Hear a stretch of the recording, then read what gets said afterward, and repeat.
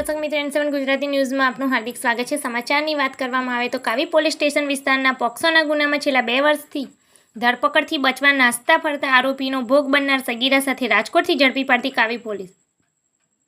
પોસ્કોના ગુનામાં છેલ્લા 2 વર્ષથી ધરપકડથી બચવા નાસ્તો ફરતો આરોપીનો ભોગ બનનાર સગીરા સાથે કાવી પોલીસે રાજકોટથી ઝડપી પાડ્યો હોવાના સમાચાર પ્રાપ્ત થાય છે।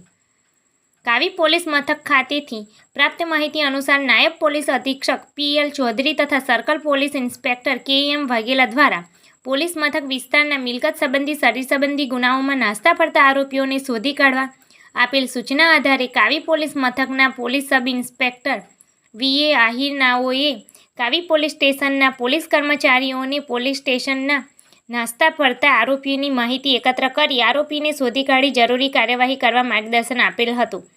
આ સંદર્ભે assistant head constable Virbhadrasinh Jaswantsinh number 1011 Kavi police સ્ટેશનનાઓને નાસ્તા ફરતા આરોપીઓ પકડવા પેટ્રોલિંગમાં હતા। તે દરમિયાન બાતમીદારથી મળેલ ખાનગી બાતમીના આધારે 2 વર્ષથી ધરપકડથી બચવા નાસ્તો ફરતો કાવી પોલીસ સ્ટેશનના પોક્સોના ગુનાનો આરોપી વિશાલ અરવિંદભાઈ રાઠોડ ઉંમર વર્ષ 19 રહે વડદલા નવીનગરી તાલુકો જંબુસર જિલ્લો ભરૂચ નામની ભોગ બનનાર સગીરા સાથે રાજકોટ ખાતે ગ્રીનલેન્ડ ચોકડી પાસે આવેલ ઝૂંપડપટ્ટી વસાહત ખાતેથી દબોચી લઈ કાયદેસરની કાર્યવાહી હાથ ધરાઈ।